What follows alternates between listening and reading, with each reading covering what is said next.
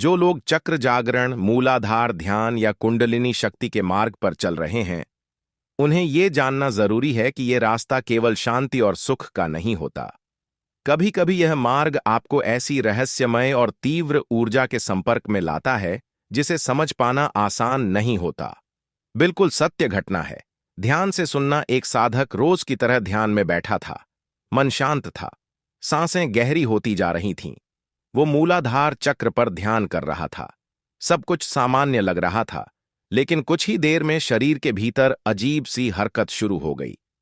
ऐसा लगा जैसे कोई ऊर्जा एक सर्प की तरह धीरे धीरे उसकी रीढ़ में ऊपर चढ़ रही हो, बल खाती, घूमती हुई, कभी दाईं ओर कभी बाईं। ये सिर्फ कल्पना नहीं थी, वो सचमुच महसूस कर रहा था। उसी वक्त होठों पर कुछ हुआ, जैसे कोई उन्हें जोर से चूस रहा हो। ये इतना तीव्र था कि उसका ध्यान वहीं अटक गया। पर यह कोई सांसारिक स्पर्श नहीं था, ये किसी और ही दुनिया की अनुभूति थी। साधक का सिर अपने आप झुक गया।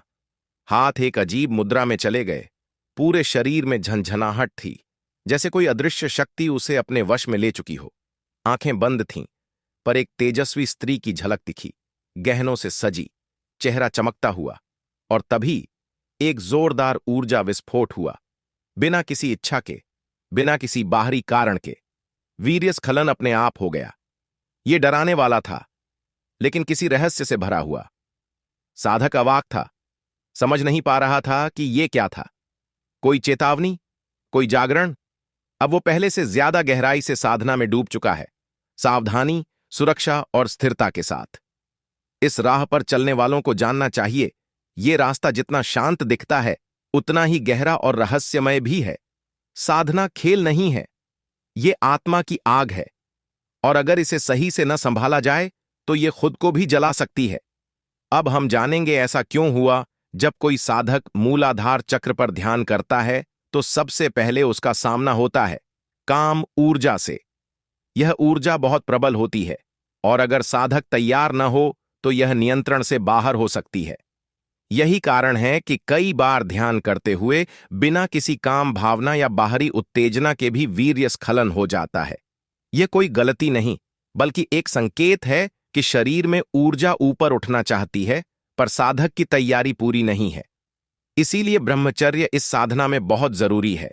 यह ऊर्जा को रोकता नहीं, बल्कि उसे ऊपर उठने में मदद करता है। जब ब्रह्मचर्य मजबूत होता है, तब वही काम ऊर्जा साधक की चेतना को दिव्यता की ओर ले जाती है।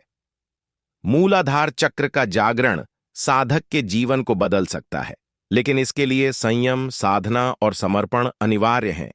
बिना इसके ऊर्जा नीचे की ओर गिरती है और साधक भ्रम में पड़ सकता है।